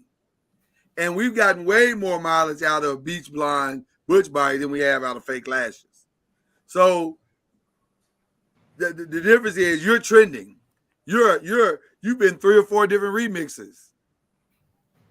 So who won? So I think in the end, I think maybe amongst it's different medias though, Mr. Noise. Maybe amongst us we won. That's true. I think maybe amongst them still she got her airtime. She called them out. For sure. Yeah. So okay. We will digress to our last topic of the night. And I'm gonna go to this one because this one hit personally at home for me. Because I am a former teacher. I know y'all saw the black guy who said because of scheduling and the busy schedule he had at school and all stuff he had to do or whatever, he couldn't take his braids down and make his hair appointment. So he had the little black girls in the class surrounding his desk, helping him take his braids down in his hair. So the district was like, hey man, you are way out of line with that. And did they initially fire him or they yeah, he was fired. Initially fired, they fired him. And then he went back on the Twitters or the Instagram and doubled down and said, we got to find a way to connect with our black girls and do you understand? I didn't mean nothing by it and this, that, and the other. I want to hear what y'all got to say first, then I'll respond. But I think, and I think that there was absolutely nothing wrong with what took place, other than the fact that this type of behavior is exactly why, or part of the reason why, our kids have a level of disrespect, because there's no more boundaries in the classroom. The level of professionalism no longer exists. These students are becoming their friends, their comrades, and I think that is the problem. Should he have been fired? No. Should he have been reprimanded? Absolutely. Should he have to go through some retraining? Absolutely. But he is not the only one. It's widespread. I remember when we were in school, you could identify students from teachers, right, staff. Right. You can't do that anymore. Everybody's got on Crocs and jeans and tight shirts. There's no level of professionalism, and the respect levels likewise have deteriorated. And this is an example of that. Somebody said, well, if it was young boys unbraiding the girls, a female teachers, it wouldn't have been a problem. Yeah, in my eyes, it would have been the same problem. There's levels that you don't cross with these students. But you don't think he should have been fired? I do not. Okay, all right. I don't think it was a fireable offense because I simply think it's a matter of crossing professionalism or student-teacher boundaries. Other than that, I don't think anything else occurred. Okay. It's just like my daughter has a teacher now. I won't say his name, but he likes to play the dozens with his students. But he's in a position of power, so when they get the best of him, the tables turn and he gets an attitude. And so I told my daughter, I said, well, I blame you, because you shouldn't be having that type of interaction with him. I don't care what he does. I've taught you better. There's levels of respect. That man is an adult. You treat him as such. Okay. Mama Noise, cuz, what are your thoughts? Well, I agree with Al. I agree with Al. I feel like that I had a situation. I've never let any of them do my hair. But I have had a situation where, like, the little girls have situations. And then they look to us for help. But see, I've always been a strong advocate for the boundary. I don't need you helping me with nothing. I'm good. But then one time a little girl came running into our classroom crying, and I was like, you know, what's going on? And she said that somebody pulled her ponytail out on the playground. Well, you know, she's all upset. So now here we are trying to fix the ponytail, trying to put it back. Now I could have said, young lady, we gonna call your mama. She need to come here and fix this ponytail because she the one put it in your head. But you know, we was like, okay, we try to help her because the situation was, you know,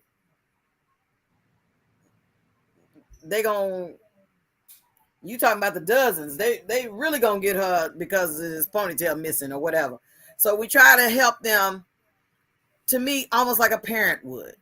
But the part where I don't need you to be my parent, if you need me to be, you know, not step in as the parent, if you will, but to try to, you know, as a person in leadership, to try to assist you and making sure that your school experience is a positive one. We do what we can. We, you know, I ran out of pads. Let me direct you to the nurse. You know, we do what we can to help the students. But I do think that the doing the hair thing, I think that was excessive, and I think that was too far. But then it also falls on the shoulders of, you know, these young teachers are not getting that. They used to have the older teachers that would kind of take them under their wing and say, okay, now what you want to do is, and then, you know, make sure you set your perimeters here to make sure that they understand that, you know, this is what we do. This is what, you know, don't let them be, you know, like, but see, everybody, like you said, is trying to be so super cool and thinking that that's going to get them teacher of the year because you letting them call you by your first name. Just call me Joanne or whatever. And you're going, that ain't gonna help them to respect you more because you done let all your guards down. It's all good for him because they respect him, but he's the only one in the whole damn building that gets respect. Now, what benefit is that to the school environment? Zero. Right. Okay. Cuz y'all got me thinking about some stuff too. Let me just say that. Let me make sure I understand the story. A teacher. Yep. A black man. A black man had braids in his head, right? Yep. And he had girls in his head. Yeah. Yeah, look like about 3 or 4 of them. And they were taking down his hair? Yes. At school. So he could be ready for his hair appointment. He was sitting at his desk. During class time. Yes. Taking his braids out. Yeah. So he can make his appointment.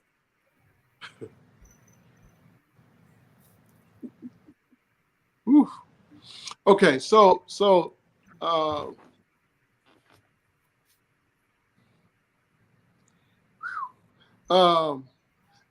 when I was a kid, I had this teacher that I just absolutely adored. I just loved. She was not a young teacher. The young teacher that I had a liking for, who was fine as wine, had just finished up at Jackson State. That ain't the one I'm talking about.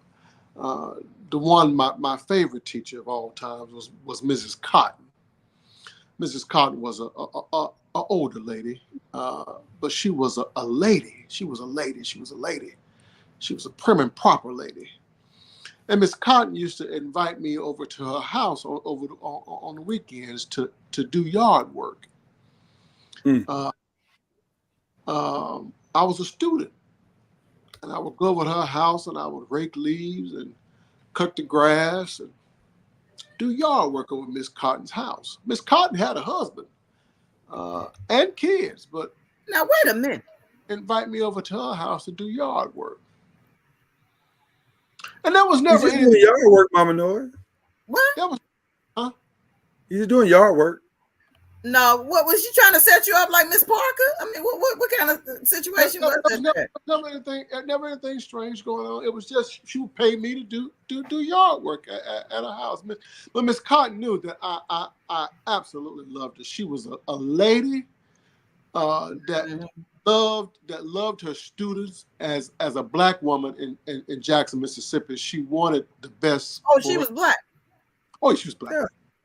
She wanted the best for us, and we were at a school that was primarily a white school at first, and she wanted us black students to do well, and so she didn't just teach the curriculum. She wanted to train us young men to be young men and young ladies to be young ladies, and she wouldn't allow us to chew gum, and she wouldn't allow us to do this and do it. She just wanted us to be good black people. Mm-hmm. And she used to take to me because, you know, I was a good black Negro. You know what I'm saying? Oh my gosh. Anyway, Mama Doris, don't do that. So that may have been out of line for her to be inviting me over to her house over on the weekends. By today's standards, I don't know. Mm-hmm. But a Negro having girls playing in his head. To me is that's too much. That's too much. Y'all know how when somebody get in your head, how that makes you feel. Mama Noise, you know I'm talking about Mama Noise. I beg your pardon. You know when somebody go to play in your head, how you just close your eyes. That's why I don't let nobody just play in my head. Oh no, you ain't gotta roll your neck like that when you say that. Now you understand? Because I meant every bit of that. I know, when folks go to doing your hair. I mean, you're real comfortable because it feels good. Nah, I'm gonna rubbing all in my head. No, sir. Mama knows you understand what I'm saying. Yes, I understand your point. It feels good. So to have these girls up in there playing in your head in class was way too far. I'll be. You say that's not a fire fence. I'll be that Negro was grooming them girls. Oh my gosh! He was getting them girls. He was getting them girls ready. You say he's grooming the girls? Come on, man. You don't have girls. Wow. That was a personal service. That was personal. That was personal service. Mama, no, that wasn't for yard work. That was personal service. They might well have been doing his toenails. I mean, shit. Yeah. Al, let me ask you a question. You said it's not a fireable offense. If it had just been one girl, how would you feel about that? In the same setting, I'd feel the same way. Feel the same way. Okay. That's right. If that young girl was sitting on the porch of his house, undoing his hair, different. Now I fully understand that could be, and if that was his intent, I can see that. I can see that being a grooming situation. Yeah, because that's how it happens. That's how it starts. That's right. Yeah, I can see that. I can see that. So let me go ahead. Finish. Go ahead. I was just gonna say, but I didn't take from what I gathered that it was that far along. Now, are you gathering from the story and what he said? Yes. Okay, good. Because here's what I'm gonna say. And I mean no disrespect to the young man, but I do mean what I'm about to say. I don't believe shit he said. Not one word. And here's why. Bro, for you to be that blind, you're either unqualified for this position or you up to something. And I don't think there's a gray area. I really don't. And I'm saying that with my 25 years of teaching experience. You cannot be. There's no way as a teacher you thought for any second in your life that was a smart idea to have 4 little girls surrounding you, touching you in your damn head. No, sir. No, sir. No, sir. So as a teacher first, if I would have walked in and saw my coworker doing that shit, I'd have pulled him to the side and said, fam, have you lost your fucking mind? I guarantee he's unqualified. You are not, bruh. You need to quit this job tomorrow. Because he is so lucky that those were 4 black girls and not 4 white girls in the suburbs. Because they not only would have fired his ass, they'd have pressed charges on him. He'd be in jail right now. That is so wildly inappropriate. Let me tell you something. When I saw it and I thought about now I'm gonna speak from the parent perspective. When I saw it and I said, oh my God, if that had been my child. Al, I'm with you in the first part. I'm gonna have to sit her down and say, I know I've taught you better than that. To be playing in your teacher's hair, I know I've taught you better than that. Time to raise your prices. See, here's the thing. Whenever you're getting... I'm just saying, let's start with that. But then secondly, nigga, have you lost your mind? Al, I think you feel differently if it was your baby. And this thing got your baby on social media untwisting his hair like it's okay. I think you might feel a little different. I don't know. I could be wrong. But that you got my baby on social media undoing it.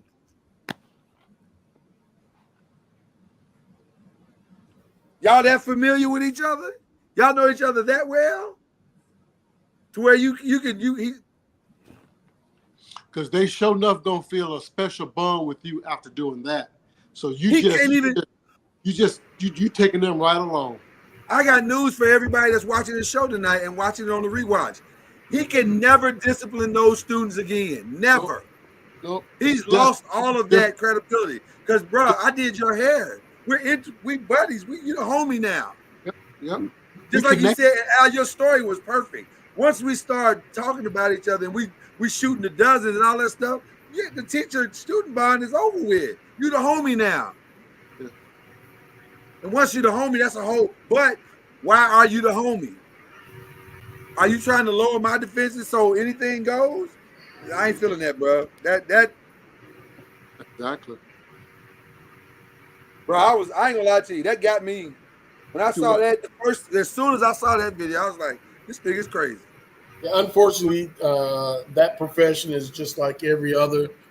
They getting rushed out of the assembly line so quick. They're not getting all the parts and things that they need to bode well in the professions that they're going into.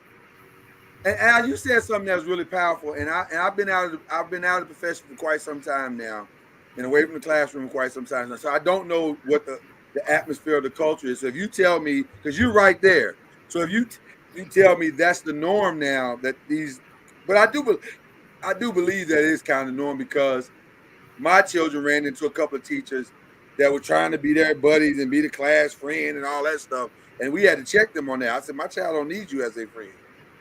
Lloyd, I pull up to some of these high schools, and from the dress alone, not hearing conversation, not just the dress alone, I can't tell who's administration assisting with loading and unloading and who is students. Wow. At these high schools. And so, and some of that is because some of these teachers are now, 22, 23, 21. College though, that's coming out of college, I'll be right. Yeah, right. That doesn't necessarily mean but that when I was in school, I didn't have teachers 22, 23 years old in front of me. I did. No, we had them ancient teachers. I never experienced that. Yeah. The only ones we had that were 21, 22 like that was substitutes. The one that was fine, Jackson State, boy. Shoo. Yeah, I never experienced that. Like Lloyd said, well, back in the 80s, 90s, there wasn't this enormous amount of vacancies that needed to be filled. Right. Oh man, and them lowering the standards. That's also true, Mama Noise. That is also true. Didn't nobody want to go to Louisville and teach? I mean, didn't nobody wait a minute. In Texas, you used to have to go through so many hoops in order to become a teacher. You had to jump through a lot of hoops to get to a change that because they like, look, we ain't gonna have no teachers if they got to go through all that. Now they looking for even the paraprofessionals. Don't you want to go ahead and be full time? They be like, hey, come full time teacher. Now they done got to a place where it's like, just come work. We'll work out the rest later. We'll figure out a way to make your experiences total up the years. Right. We'll figure it all out later. Yeah, that's right. They just need bodies now. They just need bodies. That's because you have so many other professions now. Used to be, you didn't have that many professions. You got so many professions competing with teachers. Yeah. You don't have to go to school to be a teacher anymore. Not really. And you know. Well, I know that there are plenty of other professions. A lot more. But I'm saying a lot of the reason is because of the type of stuff that nowadays, it's a whole lot of stuff now that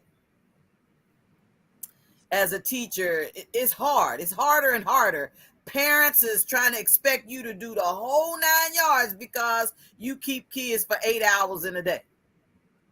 You saying, okay, look, this is, I'm just a teacher. Yeah, well, this child belongs to you from 8 to, 8 hours. So work it out. You saying, look, there's a problem with your child. That's your problem because you the teacher. And you saying, parents be trying their best not to be involved. You saying you look at Facebook and you see the prom, people putting prom $13,000 to have a stellar prom, but then they won't invest in coming to the school and sitting down and talk to the teacher to figure out why your child is a fool 8 hours a day. And then when you come to the teachers meeting, you I just can't believe he would do that. Yes, you do. You know your child. I saw a TikTok or reel or something real quick. Young man had passed 3 classes in 4 years. Wow. And they put him back in 9th grade. And the mama filed a suit against the school district, said they failed her son. And in part they did. But where were you? They think they have no responsibility. That's correct.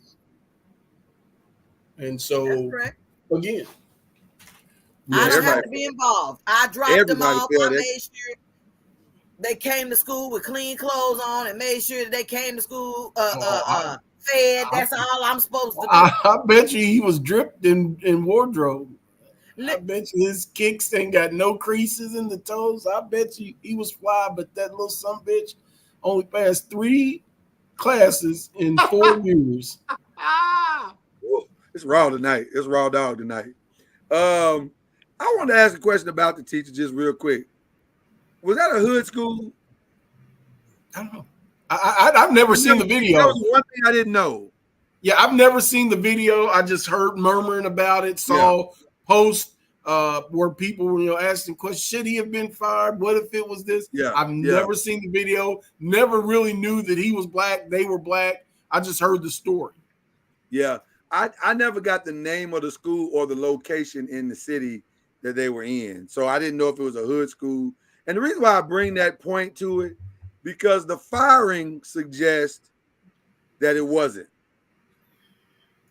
It's probably the same school that wouldn't let that boy graduate because he had braids. Well, what I'm saying is, Mama Noise, the quickness of the firing, because he was fired within a day, I think, of the video releasing. Like it didn't take them long to fire him at all. And so I don't know what school wouldn't fire, man. You got kids, you got a teacher, got kids personally grooming him. Sometimes our hood schools, because of the deficit of what the school is experiencing. Huh? I don't know what district would put up with that. A teacher allowing kids to groom him. I agree. Listen, I agree. You and I on the same page, but I do know some of our hood schools because of the deficit that they're experiencing at the position anyway. Oh, they might suspend him or they reprimand him, but they may not fire him. He said, I firmly believe that I was attacked, and let me add this in here, mainly attacked by my own community. I was mainly attacked by my own community for the most part. Anyway, I firmly believe that I was attacked because I am a young, handsome black man. Lies and propaganda. So that tells me that you had ulterior motives. There you go. There you go. What the hell does you being handsome have to do with any of this shit? You feeling yourself. You feeling yourself. Yeah, they did the right thing by firing your dumb ass. Oh, They yeah. absolutely did the right thing. Prince George, that's in Maryland, ain't it? Yeah. That is in Maryland. So that's he the hood. teaches at Prince George's schools. Yeah, that's a hood school. That's a hood school. Okay. Yeah, they did the right thing by firing your stupid ass. Absolutely. I'm handsome. What the hell does that have to do with anything? Nothing. Well, There you go, cuz. He told himself that he was handsome. And that's why he had them girls up there playing with him. Because ain't no older. I'm telling you what he was doing. Let me tell you something. This is real talk.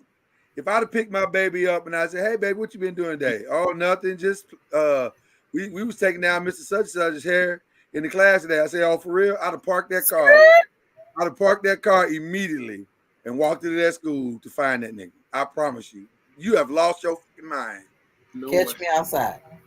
No, I wouldn't call him outside. I'd have called him inside. Ain't no way. They'd had to call security. Ain't no way. And unless that was a cosmetology school, he should have been reprimanded anyway for wasting valuable lesson time. No doubt. I know y'all got that y'all supposed to be doing other than this. I know you do. We probably dead last in the state, so we could have been working on math, science, other areas. I'm just saying. All right. That's why none of the asses know how to write in cursive now. Right. That part. During class time. Okay. We're gonna close out with some fun stuff. We don't want it to just be all dark today. What y'all think about Caitlyn? I'm gonna ask y'all. I got 2 questions left. What y'all think about Caitlyn so far? Caitlyn Clark.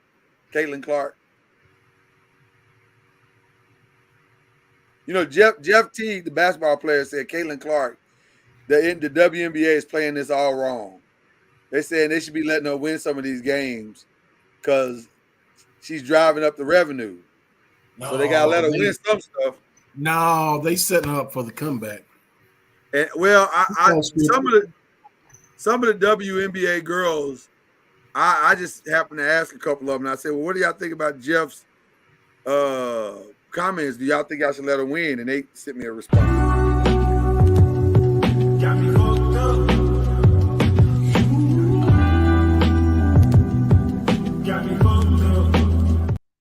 But here's the thing: there's a reason the Indiana Fever had the #1 pick. Right. They were the worst team in the WNBA. Right, so they're not very good. Ain't gonna fix that. So right. And by the way, I don't think Caitlyn would want that. She want to earn her just like everybody else. She don't want this handed to her. So Jeff, you gotta stop, brother. Just like she earned that screen from Breonna Stewart. Oh man, Breonna Stewart set a screen for ages. Breonna Stewart gave her a welcome to the league screen. Like, so yeah, it's just growing pains, bro. It's just growing pains. Our final question, I'm stealing from Cuz Noise, which I thought was fantastic. Cuz called me not in a panicky way, but in a I gotta confirm way. So, Cuz, please, if you don't mind, if I'll share the question. You don't mind if I share the question to you? Okay. Al B, Mama Noise. Cuz asked me a question. He said, "Who would you take? Gospel music. Richard Smallwood." Oh, Noah's don't know. She might know. I think she knows some of Richard Smallwood stuff. Richard Black man. Smallwood versus Walter Hawkins. Al B, who you got? Boy, you better be glad I ain't got a cream pie. Walter Hawkins. Whoa! Over Richard Smallwood? Look at that. Oh, you gotta explain that, bro. I gotta hear I just Richard Smallwood, in my opinion, was a little too traditional. And I love traditional. Okay. And I think Walter Hawkins kind of pushed the envelope a little more, stretched the boundaries of gospel music. Really? Wow. Now, are you talking about Walter Hawkins? He did for that time. He is correct. He did for that No, time. he's 100% correct. He's 100% correct. Are you talking about Walter Hawkins by himself or Walter Hawkins and the Hawkins family? Well, I mean, he did by himself, but it was more so the Hawkins family, but he did as well by himself. Okay. That's listen. I can't argue with that point. That's a solid point because Walter Hawkins, I mean, for what they did at that time, they definitely pushed the boundaries. So I can't. And by the way, more than people realize, because that church really was the first church nationally that they didn't say it, but they lived it. They lived that LGBTQ out loud and still love Jesus. They did. Let's be honest. They did. They lived it out loud and unapologetically. So I'm just saying. Mama Noise, what you think? I don't know what people you talking about. You don't know. Yeah. Mama Noise. You gotta fake it till you make it. Oh, you want me to lie? Yeah, maybe. Not lie, but I mean, I'm just saying, Mama Noise. No, there's no other way to put that, sir. You're right, Mama Noise. You're right. You said, Mama Noise, quick for $1 million.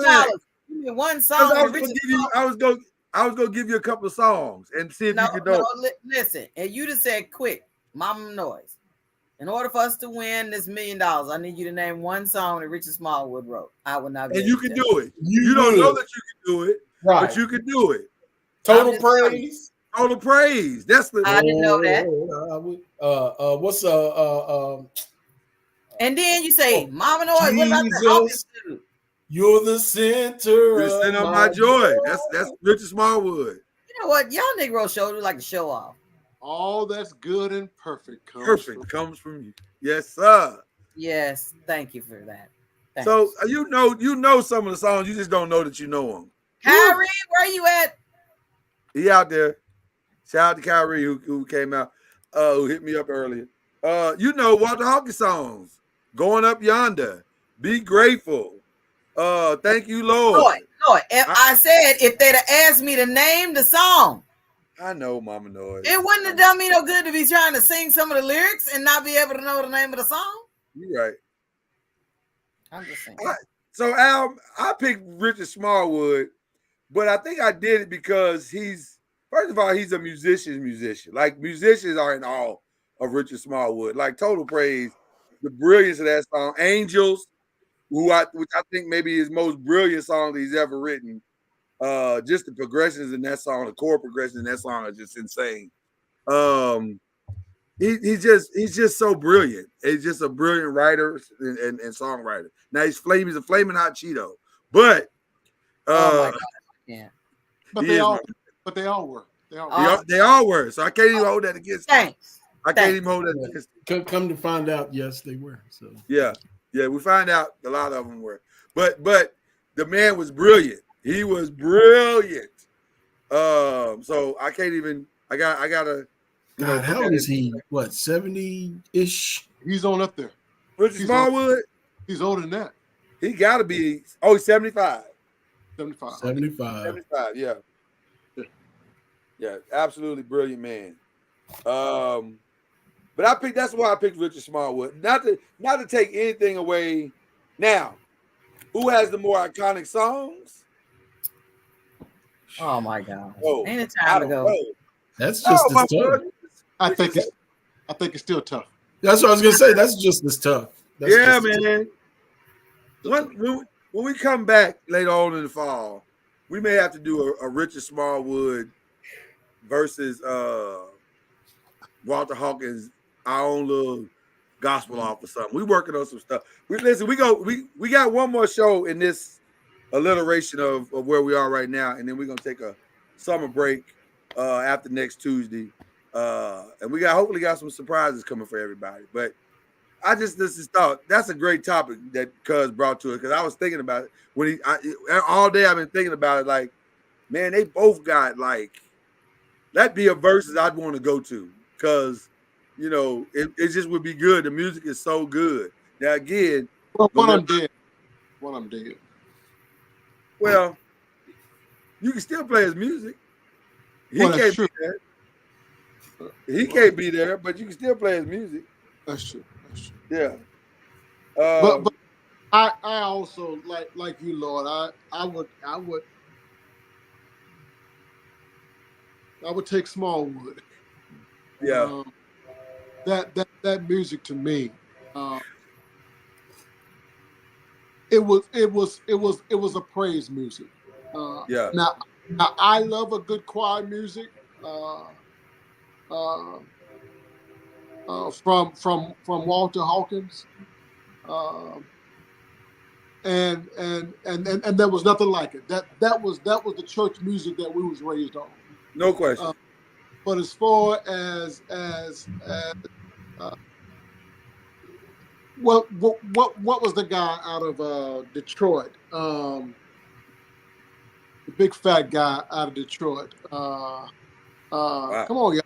Gospel guys. This escalated quickly. Detroit, the big fat guy. He's dead and gone. Come on now. Come on. Y'all know him? Detroit. How come you don't know him? I know his name. I just can't. There's a lot of big fat guys out of Detroit. Whitfield. Thomas. Thomas Whitfield. Thomas. God dog it, guys. I didn't know he was from Detroit, so you had me there. Texas. I thought he was from Texas. No, Detroit. Thomas Whitfield. Okay. You say Detroit, I automatically start thinking about them Winans. Right. No, they Whitfield, the Clark sisters, the Winans, all of them were from Detroit. Detroit was really the northern gospel capital. It was not. It was.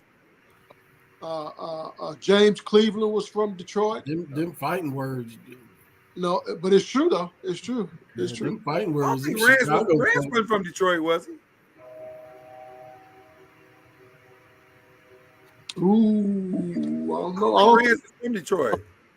We'll find out here in just a second. I think Rance was from Ohio. I don't think he was from Detroit. I feel like he wasn't from Detroit. I could be wrong, but I don't think he was. He was from Monroe, Michigan. That's what I thought. Oh, okay. Michigan. Wow. Monroe, Michigan, based in Toledo, Ohio. Wow, I did not know that. Okay. All right. Well, then we just wanted to end on something fun, Mama Noise. I'm sorry. Lost her a long time ago. No, she's still with us. She just needs me to circle around John P. Key and Fred Hammond. That's where her musicality began. John P. Key, Fred Hammond, Kirk Franklin, that group down there. So I apologize, Mama Noise. I really thought you knew those two singers. Mm-hmm. Please forgive me. She did. She just didn't want to show y'all up. That's what it was. All right. One more show before we go on vacay. That's next Tuesday. We will see y'all then. I hope y'all enjoyed tonight. Remember to like, subscribe, share, all that, follow, all that good stuff. We got some special stuff coming up down the pike, but we appreciate y'all. Hope you enjoyed the show tonight. And yeah.